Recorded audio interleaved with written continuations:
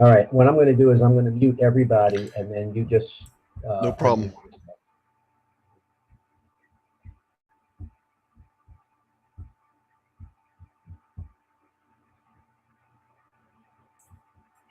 Okay.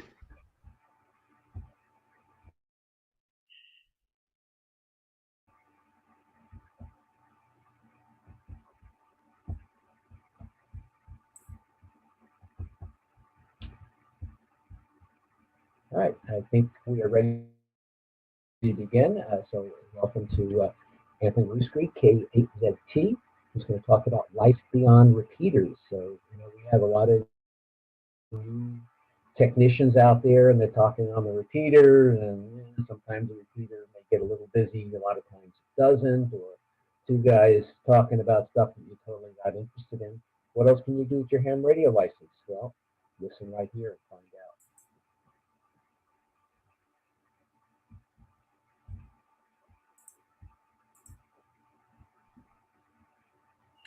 Okay, are you seeing my screen? Yes. Very good.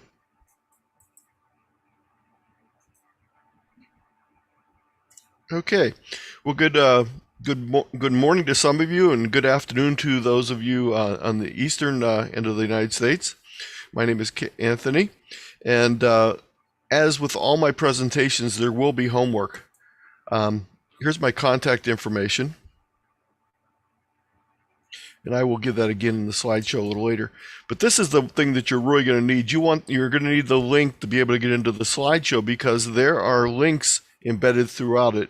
Whenever you see this little icon, that means that that's a link you could click on. I hate the underlined links that you can't see the bottom of the letters. And if for some reason you need a PDF instead of the live slideshow, you can click on the PDF link. If you're just getting started, I also have 4 other presentations, one of which I just wrote yesterday, so it hasn't even been presented yet, on 3 stations for 100+ mile contacts with a tech license for under $100. I got to think of a little shorter title for that one. So just some current observations. Most techs limit their operations to VHF and UHF repeaters, and occasionally some Simplex FM. Many get their license but fail to get on the air or get on and burn out very quickly.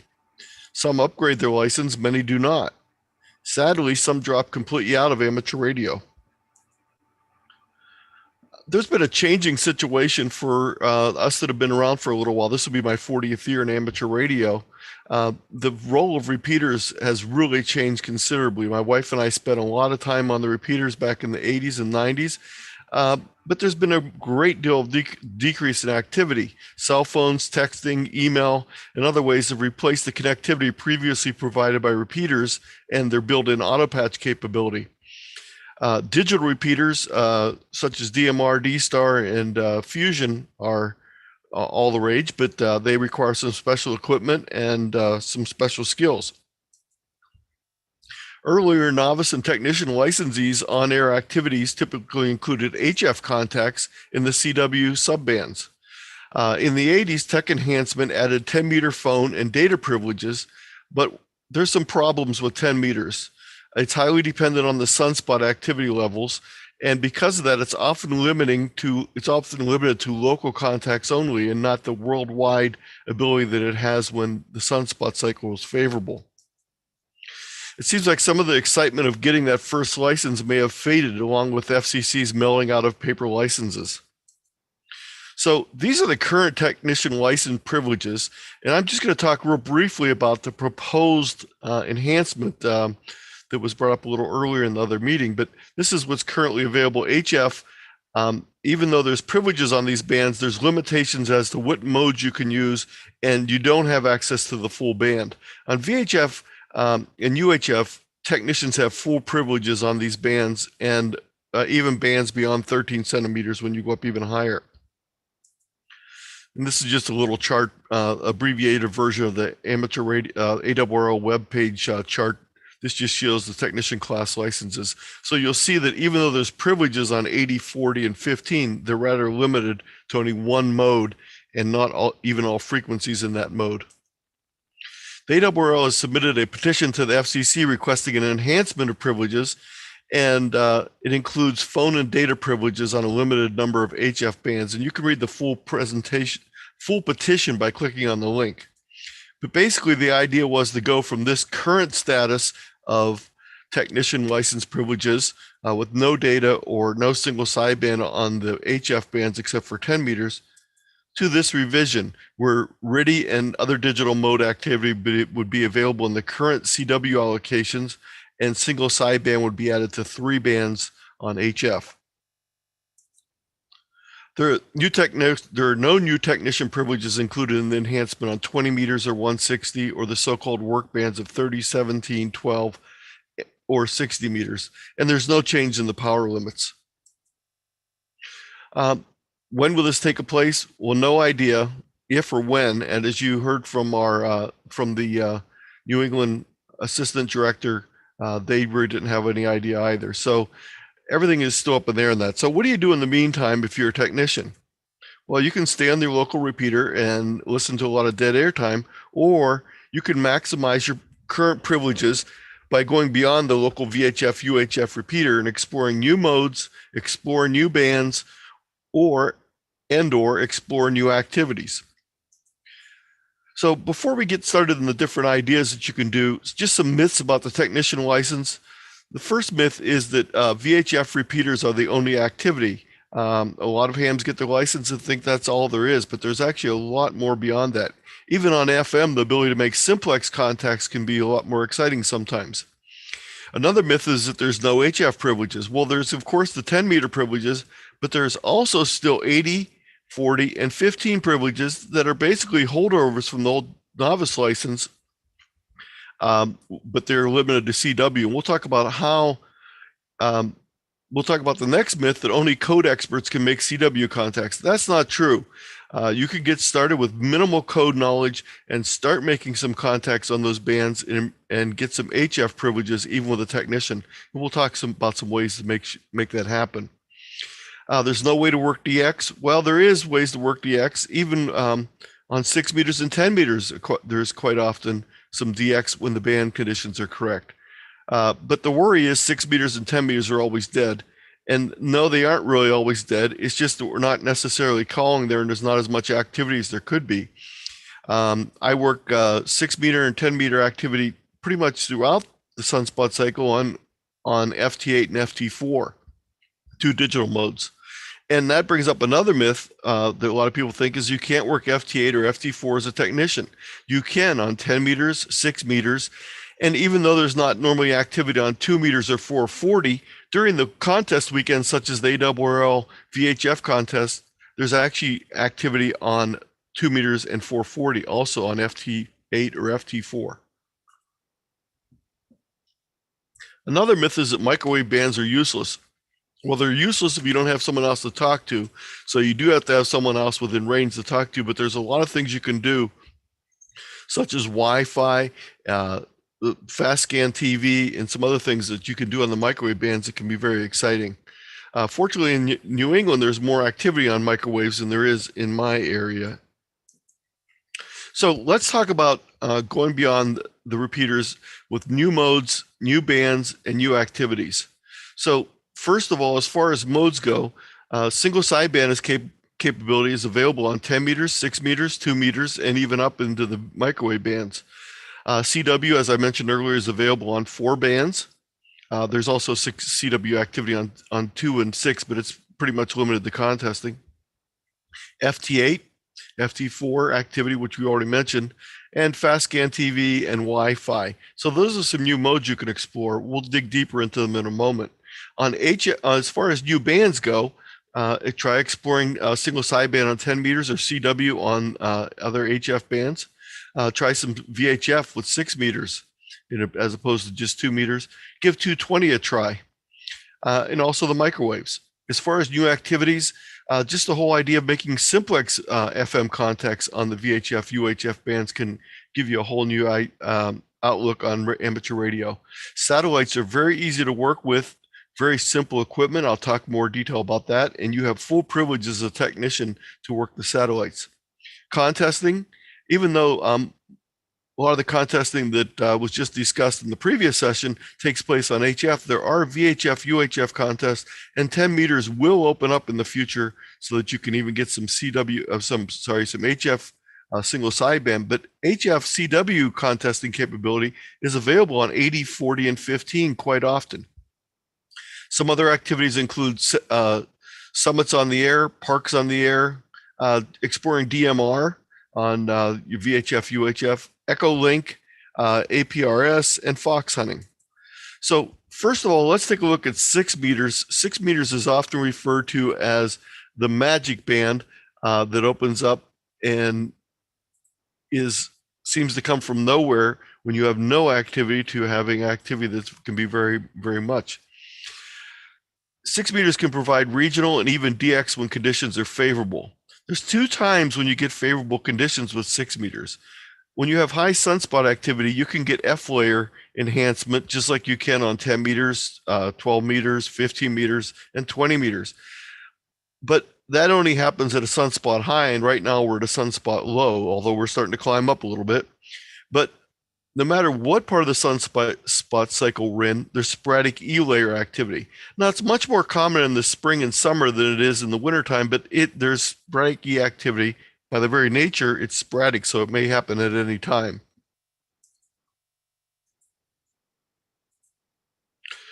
Most new HF radios have 6 meters built in. So if you're buying a new HF radio, you'll get 6 meters also. And for more information on buying HF radios, I put together a whole slideshow at tiny.cc/buyar. And again, those links are all available when you download this slide presentation from today. Gain antennas are easily manageable size on 6 meters. And so you can have an antenna with a simple TV antenna rotator on a simple push-up pole. You don't even need to have a big tower or anything of that nature to have a directional high gain antenna. But you can also use a dipole. My first contact on 6 meters was actually hanging a dipole out of a 2nd-story window, so it wasn't even really a dipole. It was like 2 limp wires touching each other near the bottom, but I made a contact from Ohio to Oklahoma for my first 6 meter contact, and I was hooked after that. A J-pole is also a great way to get a very simple antenna that you can use portably on 6 meters. 6 meters activity includes single sideband and digital modes, FT8 and FT4, and occasionally there's some CW during contest, and there is FM activity on 6 meters, although it's not as common as single sideband.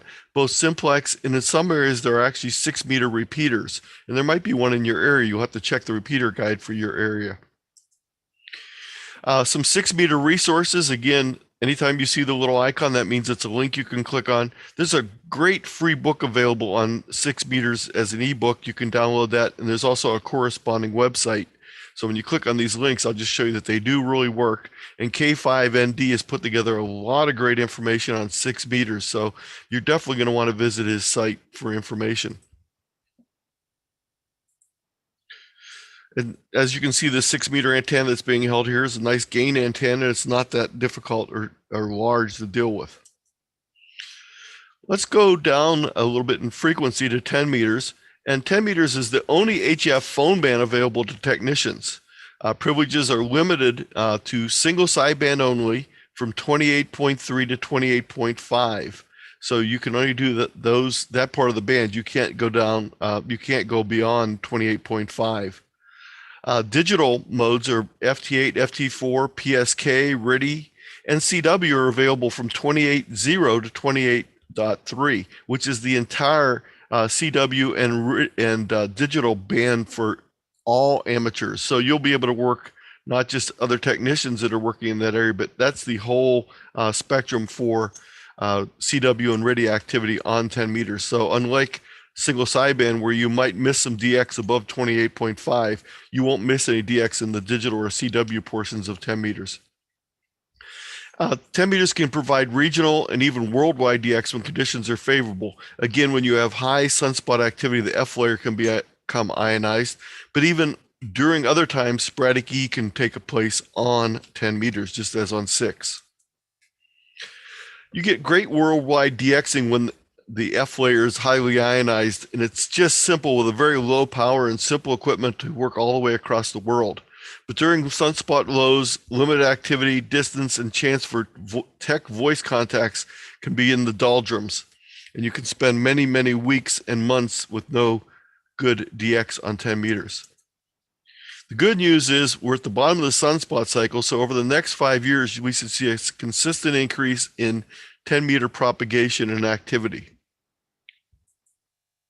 But as I mentioned earlier, don't count out the sporadic E activity. You're not going to find it if you're not on. So you need to test 10 meters by being on either with single sideband or with FT8. I wrote an article for a local newsletter on want to work 6 meters to 10 meters, but no sunspots. Don't miss your chance with summer E-skip and FT8. And that again is available to read. So let's say you are a technician, you decide, I want to get on 10 meters. So you go looking online for a 10-meter radio. Well, if you search for 10-meter radios, what you're going to find are a lot of what I'm going to refer to in air quotes as CB vendor 10-meter radios. These are radios that are designed to work on 10 meters, but they are not necessarily designed for the 10 meters that we know as hams. In a lot of cases, they are CBs. They have CB characteristics, and they might have coverage on the frequencies for 10 meters. But unfortunately, a lot of these units you're going to find are AM or FM only. Well, what did we say about the voice privileges for 10 meters for technicians? It's only single sideband. So these radios are pretty much not very much used for a technician that wants to work 10 meters. And you see things like references to it being an amateur band, but then they also include the word CB. So in a lot of cases, the design of these radios is not meant necessary for the ham range. And all these radios that are advertised here are AM, FM only, so they would not be useful for a technician on 10 meters. Even the ones that do have single sideband, such as this Lincoln 2 here, are often designed more with CW features than amateur radio frequency features. Often they're channelized. They have things like Roger beep and squelch, which are not things that we normally think of with single sideband activity on the ham bands. They have no antenna tuner, no CAT interface, etc. And they don't provide 6 meters or other bands for when you upgrade to general.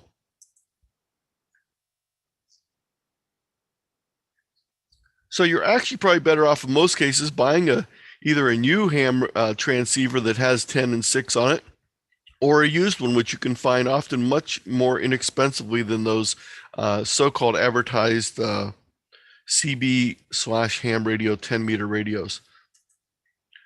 Let's talk about some other bands that you can explore. 222, UHF and microwave bands. There's lots of open space with little activity. So you need to make sure you have someone else in your area that you can talk to. There might be a 220 repeater in your area. There may not be. But it's great for experimentation. You only need one other operator to start making experimentations on these bands. The best time to find activity is during contest periods and on special modes. So things like Wi-Fi that can be used in MCOM situations can be very helpful to the whole thing, to the MCOM process, and it can be a great way for technicians to get involved in microwaves. And there's a whole series here on getting started in amateur microwave bands. And again, because I have a limited amount of time today, there's a link so you can go for more information on that. In addition to FM activity on VHF and UHF, single sideband activity is available on 2 meters and 440. It's mainly used for weak signal work, for contesting, and for some satellite operation. Not all satellite operation is FM. Some is also on single sideband and CW. K0NR, who spoke to our local club via Zoom last month, has a great book on, a great link on getting started on 2 meter single sideband. He also has a book out called VHF Summits and More, where he does a lot of VHF, UHF work in Colorado up on the mountains. But a lot of good information on that. One of the differences between single sideband and FM activity is usually it uses horizontally polarized antennas.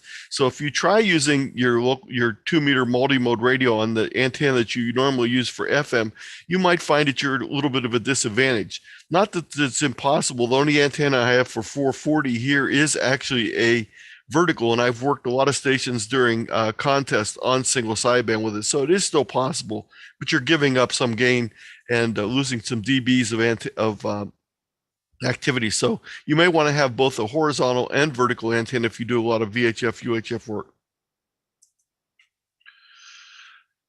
Let's say you're interested in finding out what's on the HF bands, but you don't have a radio or you don't have an antenna for it.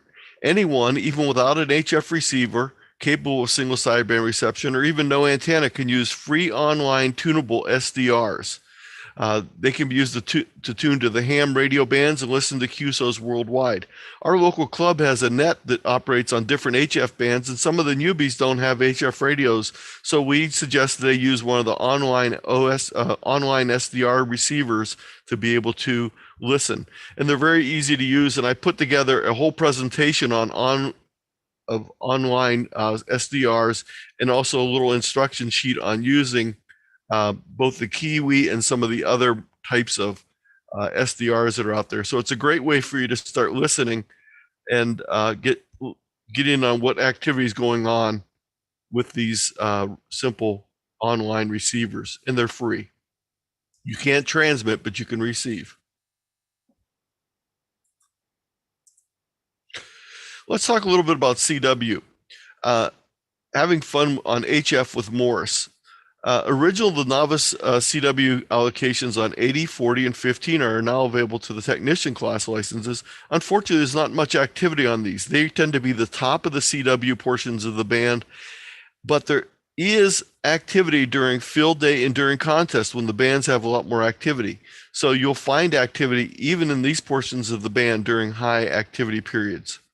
You do not need to be a CW expert to make CW contacts, and I put together a whole presentation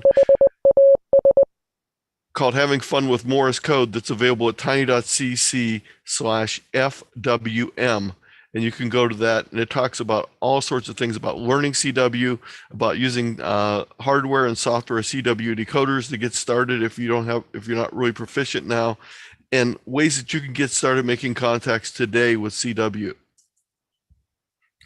If you are interested in learning CW, there's really 4 different ways you can do it: a class, in person, on the air, or online. And there's 2 great ways to get involved in a group learning situation. Either the CW Academy group, who has quarterly classes online, or the Long Island CW classes, which has daily classes for different levels of learners. And you can find out more information about that. If you have a youngster, the Long Island CW group has free sessions for under 18s where they focus all the classes on under 18s in the class. So again, some great opportunities available online. Let's talk about digital modes. Well, the 2 biggest, traditionally digital modes were things like radio teletype and PSK, but over the last 3 to 5 years, there's been an explosion in the so-called sound card modes such as FT8 and FT4. And they're the fastest growing amateur radio modes. They work great with weak signals, poor antennas, and poor propagation conditions. So in a lot of cases, if you're limited, maybe you even only have an indoor antenna and you want to work 6 meters or 10 meters, you can get contacts even when the conditions are not that great with FT8 and FT4. So I would strongly suggest you consider looking into these for 10 meter, 6 meter, and 2 meter activity as a technician class. And I put together a whole presentation on that, and it's available at tiny.cc/FT8FT4. And also there was a session earlier today that's been recorded on FT8 that you can refer to. Well, let's stick with an FM radio. Let's say the only radio you have right now is that radio you're making contacts on the repeater with. Well, you can also make simplex contacts with that. And there's a lot of reasons to try out FM simplex. It's great for MCOM practice when there may not be a repeater available, or you're just working in a small location where there's no need to reuse a repeater.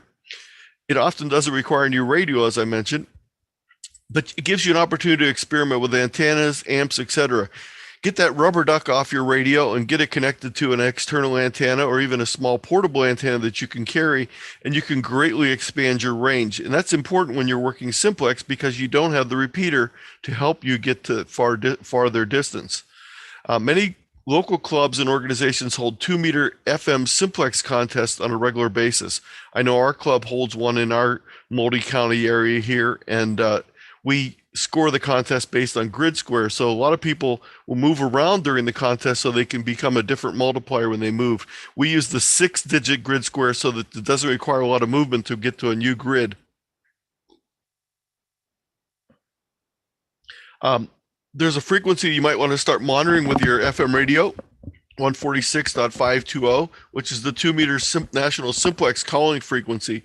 And you might be surprised if you tune your radio to that, there may be a lot of simplex activity that you just did not realize is going on. I have a link to some videos on activities using FM simplex. Satellites in space are a great place to explore. Again, technicians have full privileges with the exception of a few older satellites that were on HF. Almost all the satellites operating privileges are available to technician class licensees. There's 5 main types of satellite operation. LEO, which is referred to as low Earth orbit FM-based satellites. LEO linear transponder satellites, or which are single sideband and CW.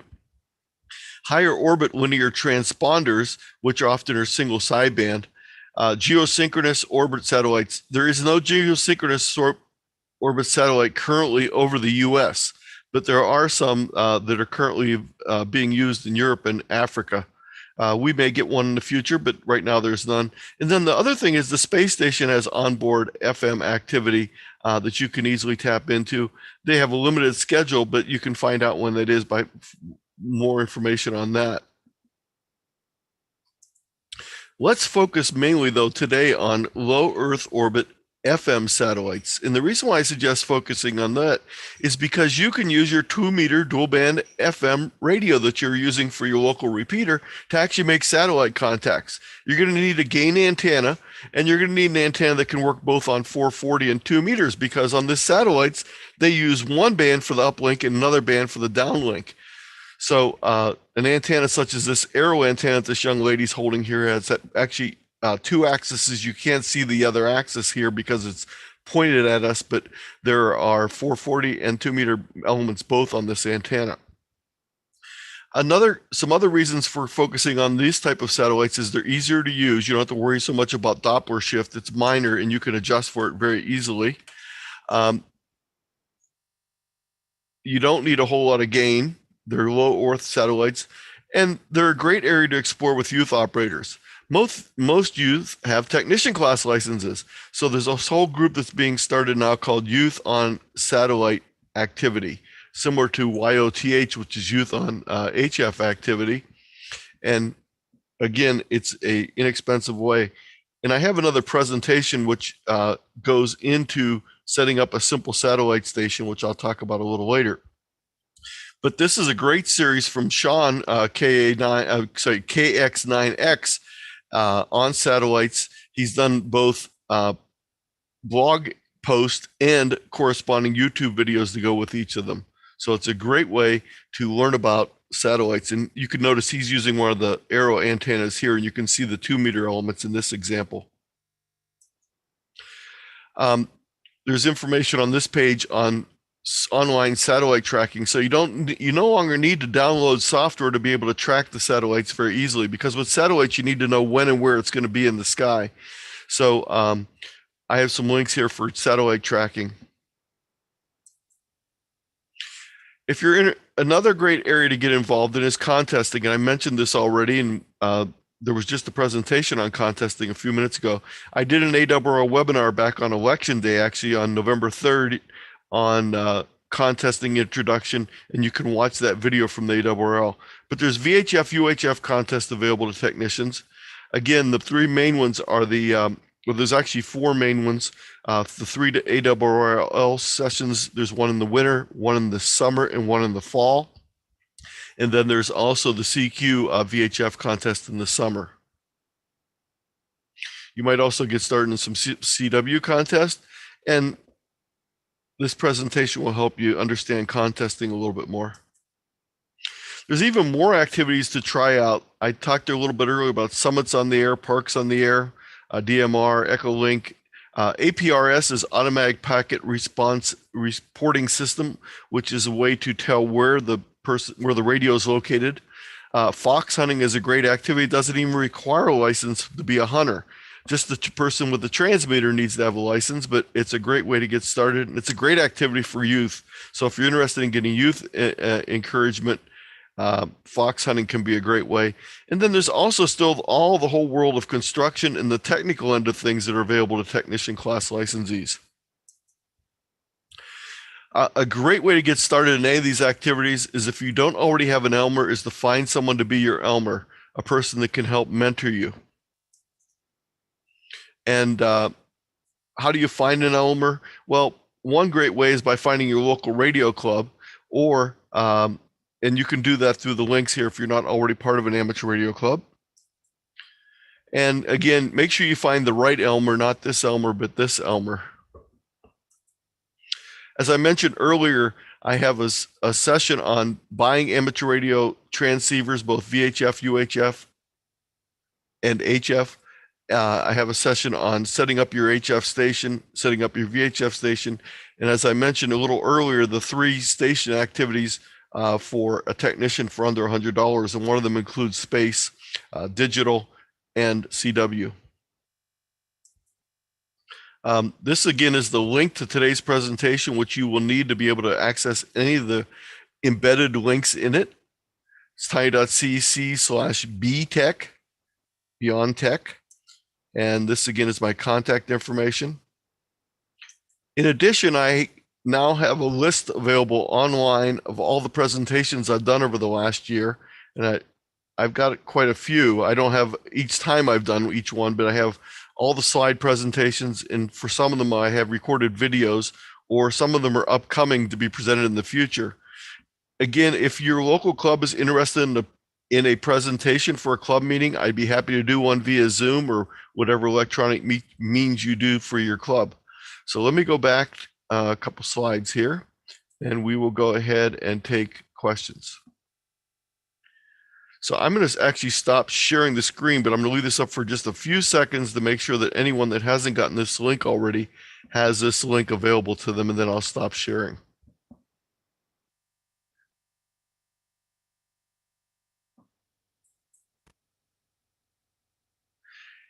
And I will welcome your questions either in the form of chat, or you may just go ahead and unmute yourself and ask questions. And I will also see if there's anything in the chat already. No, we haven't. Okay.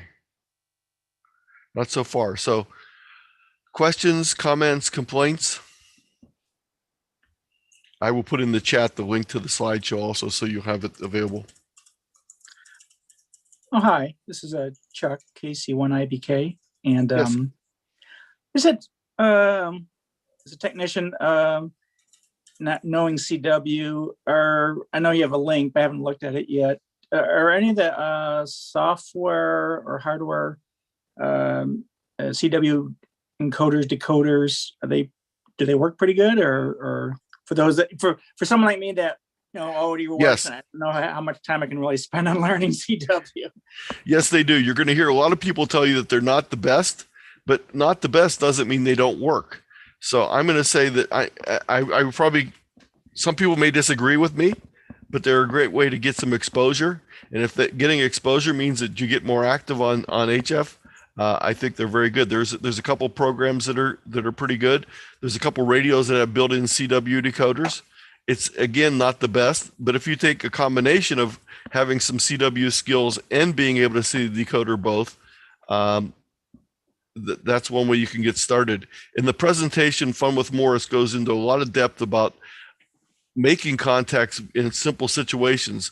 If you sit there and want to rag chew for an hour with someone and they're sending with a hand key, your decoder is probably not going to do a great job. But if you're working in a contest and the people are sending with a computer-based sending software, the decoder will probably do a much better job. So it's actually easier for a beginner to make contacts during a contest, even though they're sending faster than it is to sit and rag chew at a slower speed.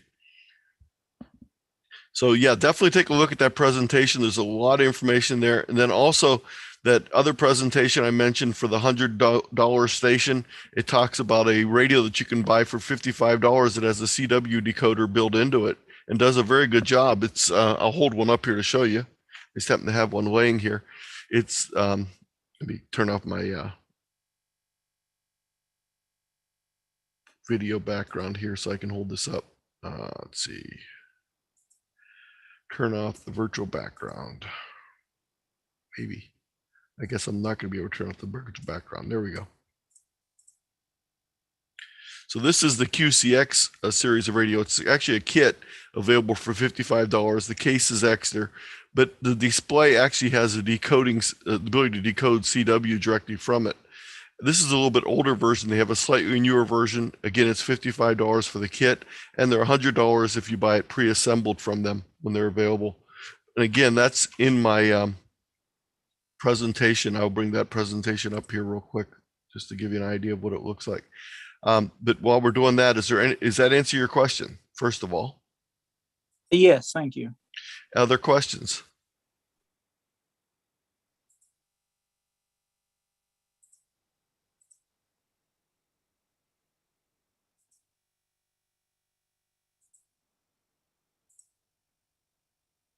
So this is the presentation on, that's the wrong one. Let's try that again.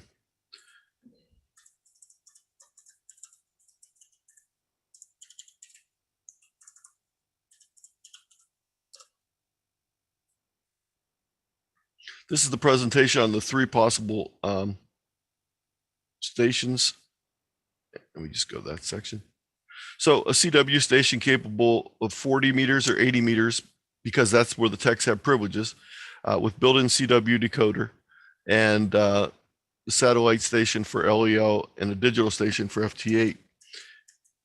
And here's the QCX, the newer version of it, again with optional case.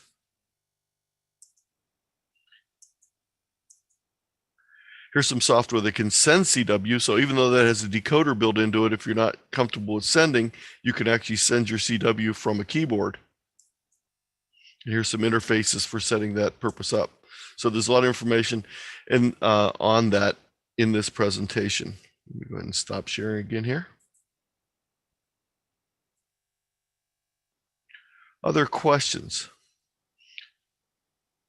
By the way, I know as newbies or technicians, a lot of times you're shy and you don't know what questions to ask. And a lot of you might feel self-conscious about asking a stupid question. So please don't feel self-conscious about asking questions. And again, also, if you don't have someone that's acting as an Elmer, find someone, because that's the greatest way to start learning about these things. And you don't have to limit yourself to one person. Maybe you'll find someone that's great at helping you learn CW, or maybe you might find someone that's great at helping you get on the air, or someone that's great at technical things, repairs and building and things of that nature. And my wife always kids me because she said when I was a 20-something new novice, I was always asking all the people at the club meetings questions, and now I'm the old grizzly guy that the people come and ask. So please feel free to ask questions. I'm willing to try and answer anything. Or tell us about your experiences, what you've done as a technician that the group might like to know about.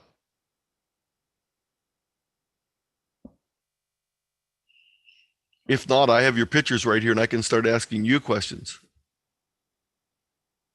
Hey, Anthony, Joe Bellata. Yes. How you doing? Appreciate your time. It's a lot of great information. I'm actually studying right now to take the test, and plan to take the technician and general test at the same time. But I found, in my course of ramping up here, is that this whole amateur radio hobby is just huge with all the digital aspects and everything else. And that one of the things the guy that's focusing, as my Elmer pointed out, find what interests you, like the parks on the air and the soda aspects of it, and take that slice of it and start focusing there to get into it. So that's kind of what I'm doing now, because it can be overwhelming as you start to get into this. So What I'm interested in, to get to my question, is there any more information that you know of on this fox hunting activity that you were talking about? I have some links in my presentation. They're actually in my presentation on youth. So again, if you go to that list that I put in the chat at K8ZT-P, tiny.cc/K8ZT-P, it has a link to all my presentations. And there's one there on youth involvement, and I have links in that on fox hunting, because I focused in that particular one on some ideas of fox hunting. And Great. again, you're right about picking out the area that you're interested in. I talk about fox hunting, but I seldom do it. I've only done it occasionally because that's one area I have just not had time to get involved with my local club.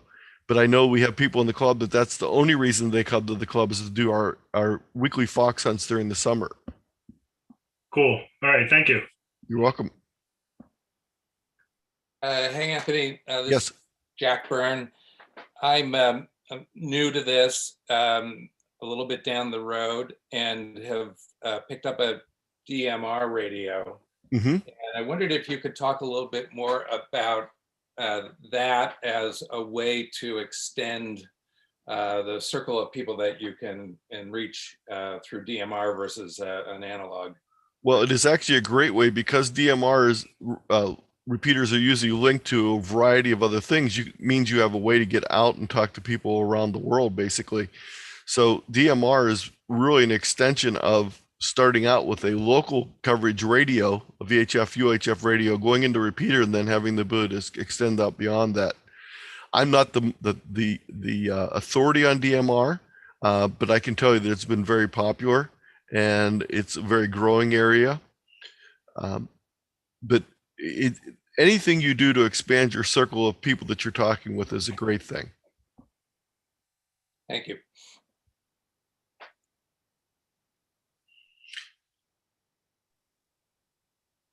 If you've never tried FM Simplex, that's a good thing. Just put your radio on that national calling frequency and you'll be surprised. Last weekend, I had my radio on. I always keep a radio on that frequency, and I heard a Parks on the Air operation. It was about 30 miles from my house, but I was able to work a Parks on the Air on 2-meter FM Simplex from the house here.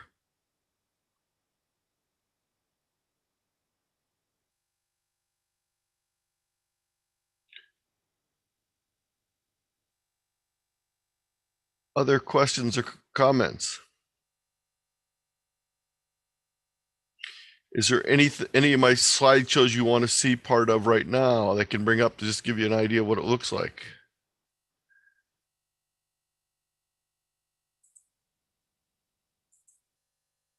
How about something on the satellite stuff? Yes. Let me just bring up that. It's in the same one on the 10 projects that I just wrote. Yes, I just wrote this one yesterday. I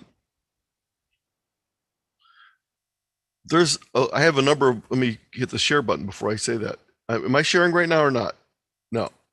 Let me hit the share button again.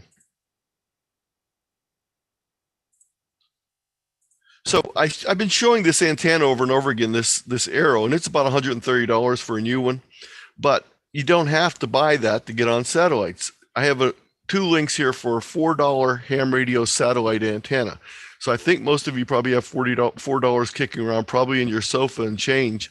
And actually, the funny thing is that not even $4 necessary, because you may have all the parts you need for it right now, because it just uses simple parts to make it. My first 2-meter simplex antenna that I built consisted of a piece of 2x2 wood that was 8 foot long, and the elements were made from aluminum clothesline that was straightened out, and I used that with a little bit of television twin lead to get to my radio. And my first contact was from here in Akron to Toledo on single sideband 2 meters. So the nice thing about gain antennas for the VHF, UHF bands is they're very small and easy to build. So there's a lot of things you can homebrew yourself for very inexpensive, or even if you buy a commercial one, they're not that expensive. So these are all links for antennas. And this gentleman right here, VE2ZAZ, has a basically a clone using PVC and some brass rod that he clones the arrow for very inexpensive cost. So that's some of the main things. The other big thing on the satellites, and this young lady's not doing it, you're going to need to use, I suggest you use headphones so that you can hear well when you're out in the field. And a couple other little things I've learned over the years. It's hard to log, hold the radio, hold the antenna, and do everything at one time. So what I found is I just have a little digital voice recorder that I picked up very inexpensively, but you could also use your cell phone. So when I'm actually making contacts, I don't log on paper. I just record it. And then when I get back in the house, I just listen to my recording and transcribe it into my log from there. A couple other things.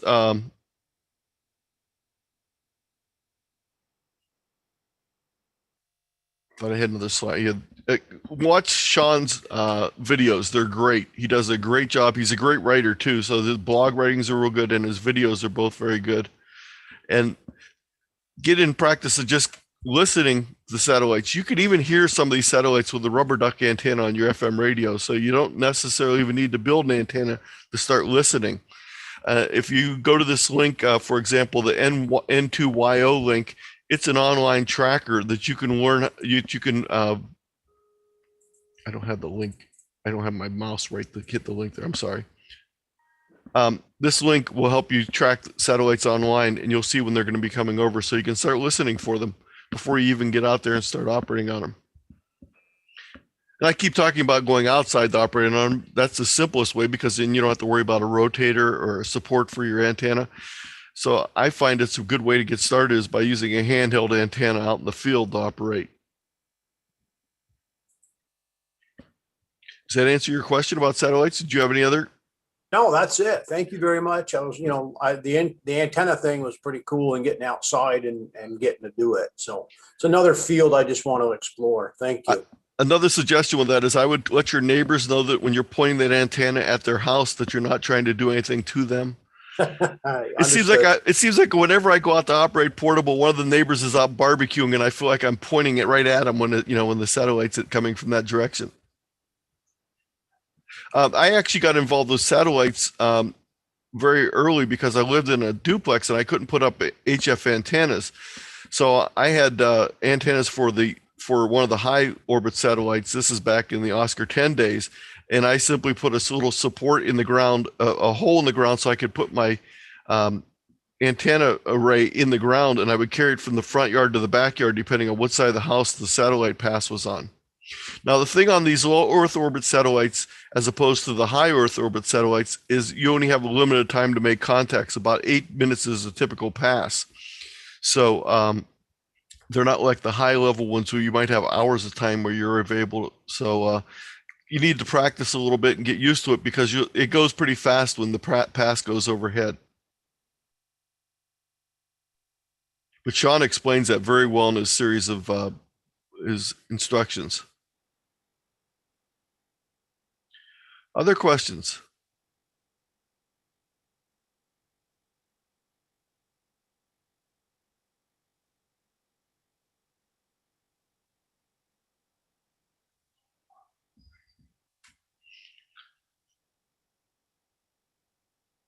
Well, if there's no other questions, I guess I'll have to start interrogating. So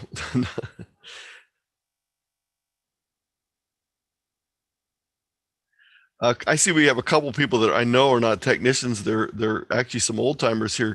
Do you guys want to mention a little bit about what you've done in these areas to inspire people?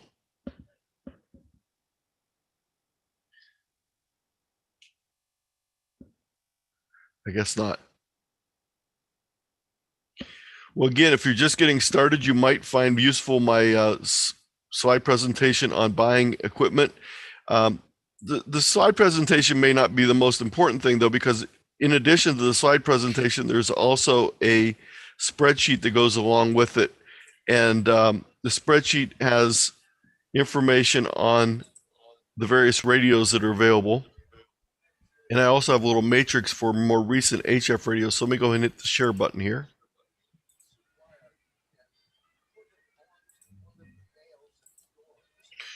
So this is the spreadsheet. Are you seeing it?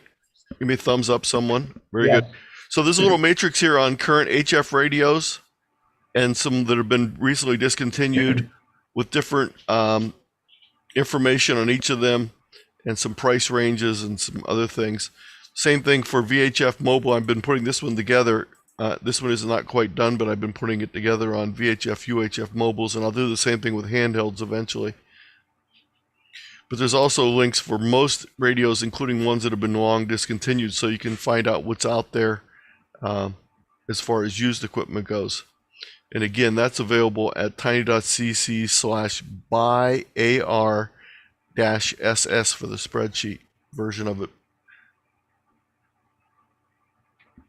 Anthony, Yes. I know you mentioned something about weak signal operations. Did you mention anything about portable or mountain topping? Yes. Well, let's talk a little bit about SOTA, Summits on the Air, is a mountain topping activity. And what you do is you activate a registered mountain. And when I say mountain, I'm going to say that with air quotes because the mountains around here are about 1,200 feet. They're not really mountains. They're high areas. They're summits. And in Florida, they're only about 120 feet. So I guess we're a lot taller than the ones in Florida. But there's summits around the world, and you can actually go to the map and find a summit near you. K0NR that I had the link to in the slide presentation has a lot of good information on summits on the air and a summit on the air map that's available. Of course, up here in Vermont, we have real big mountains. Yes. And what you can do, and I mean, some people go up to the mountains, they do a SOTA, Summits on the Air activation with a little handheld rubber duck. But you go up to a mountain with a bigger station. It's a drive up, and you can drive up the car, run 50 watts to the outside antenna. A lot of people can hear you, but the trick is to promote it. Tell people you're going to be there, and you can get yourself a little mini pileup going without much effort. And now the next thing above that is, depending on how crazy you want to be, is you do an actual activation during the VHF contests. That's what I do. I go to a mountain, and I have big Yagis and everything, and operate all out of the car. And working 300 miles on 2 meters is like happens all the time. Yes. It's like amazing. It's supposed to be local. It's only supposed to go 20 miles. No, I go 300 miles. It's just, you can do it. And of course, at 6 meters open, it's just insane. You know, it's like being on 20 meters. But that's certainly something that is just really fun. And you can have the life of an HF guy on VHF with a little bit of effort, you know, getting up to a high spot. Yeah, and if you live in a flat area, you don't worry about it. You still get on during those contests because I work the people in the mountains that are away from me. So I've worked into West Virginia, Maryland, Eastern Pennsylvania, all from my location here, which is quite a distance. And I've even done it on 440. And on 440, I actually made a contact with the group in Virginia using my vertically polarized FM antenna on 440 single sideband. That is one thing that's helpful is single sideband is the most popular activity for the contest. And you can pick up an HF radio that also has VHF, UHF multi-mode in it. So things like the Yaesu 991 has single sideband on 6 meters, 440 and 2 meters. A rather inexpensive new radio, if you're looking for a new radio, the ICOM 7100 has VHF and UHF, and it even has D-Star. So if you're interested in getting started with D-Star, that radio can often be found new on sale for under $700, or under $750. It's not a high performance super receiver like some of the more expensive HF radios that are used by the contesters, but it's a great all-in-one radio to get you those VHF, UHF single sideband multi-mode capability that you don't get with the typical FM mobile radio. Yes. Oh, I thought someone was raising their hand. There was someone walking in front of them. Other questions? Well, we're almost done, so we just have a few minutes here if anyone has a question. Please feel free to email me if you have any other things. I'll just bring up my screen here. Excuse me, bring up my screen links on it. And if you have a question or you can't really phrase the question, you're not quite sure what to ask, at 4 o'clock we have Ask the Experts, and bring your questions in there. We'll have a whole bunch of panels. Anthony, you can be in there. Yes, I'll be there. You can ask it too, and we want this to be a real educational moment. I don't know what it's going to look like, but that's what we're trying for. Go ahead. And please also feel free to contact me at my email, K8ZT@AWRL.net. I have a rather extensive website of resources that I put together, and that's at K8ZT.com. There's links for all different areas of operating and activities. I am also, one of my other activities that I'm interested in is trains. I serve as a trainman on the local scenic railroad. This is the Cuyahoga Valley Scenic Railroad. And I was asked to put together a presentation on amateur radio and trains. So I'm writing that right now, and that'll be available this summer. So that's going to be one of the presentations I'm going to be doing this summer. And again, if your local club needs a presentation, take a look at the list at K8ZT-P, and I'd be happy to do a presentation for you, or you can just read through the presentations on your own. I'll stop sharing my screen. Okay, Anthony, thank you very much. Great You're job. welcome. And I feel really good about this presentation because I know we had a lot of new people in there, and we really need to emphasize some of the new people, get them up to speed, and get them to bring their pals and family into this too. A lot of times I know we need the new folks to kind of wander the desert on their own, and this way we can become very good Elmers. And I'm a good Elmer because I can say, I'm hunting rabbits. At any rate, I hate that term. Thank you so much. It's been great. Oh, you're very welcome. Thank you all for spending your time with me today. Thank you. Great, thank you.